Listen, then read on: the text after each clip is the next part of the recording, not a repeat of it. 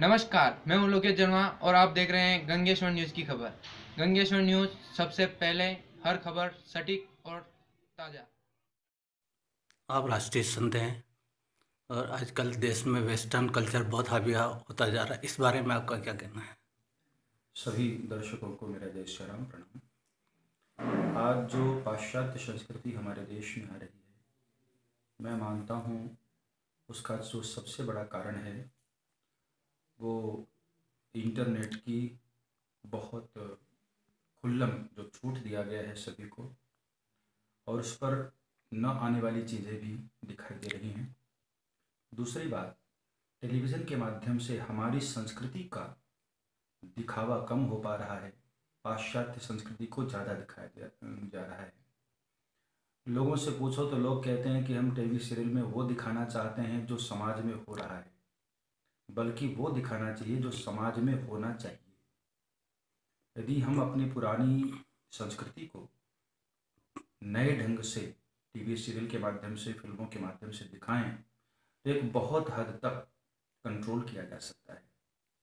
महाराज जी, एक बात ये बताएं आप, धर्म और राजनीति में आज राजनीतिक लोग धर्म के आड़ में राजनीति कर रहे हैं। इससे क्या मैसेज आता है? हाँ, मैं एक बात यहाँ पे कहना चाहूँगा, धर्म में राजनीति नहीं होनी चाहिए, लेकिन राजनीति में धर्म का होना बहुत अनिवार्य है। क्योंकि राजनीति जब धर्म से प्रेरित होती है तब वो अच्छी होती है, प्रजापालक होती है। लेकिन बगैर धर्म के जो राजनीति होती है वह बहुत ज़्यादा नहीं चल पाती है। उदाहरण के रूप में, मैं तो रामायण का वक्ता हूँ, भागवत का वक्ता हूँ, तो मैं तो वहीं से उदाहरण आपको बताऊँगा। उदाहरण के रूप में यदि मैं कहूँ, रावण के राज्य में कोई धर्मगुरु नहीं था, इसलिए रावण राज्य की कल्पना प्रजा नहीं करती है। राम राज्य में वशिष्ठ जी धर्मगुरु थे, उनसे पूछकर राज्य सत्ताएं राज्य करती थी, इसलिए आज भी प्रजा राम राज्य की कल्पना करती है। तो धर्म के आधार पर यदि राज्य किया जाए, शासन किया जाए, तो वो बहुत अच्छा शासन होगा।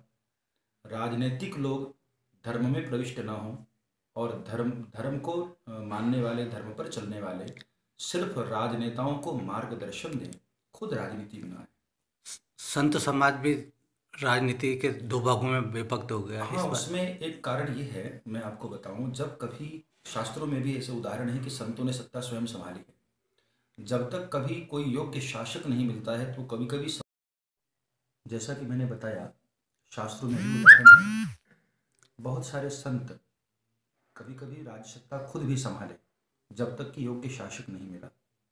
तो आज भी ऐसे बहुत सारे महापुरुष हैं जो राजनीति में आकर के एक आदर्श राजनीति करके दुनिया को दिखाने का प्रयास कर रहे हैं कि एक आदर्श राजनीति क्या होती है। तो यदि इस भावना से कोई आते हैं तो उनका स्वागत होना चाहिए और बहुत अच्छी बात है।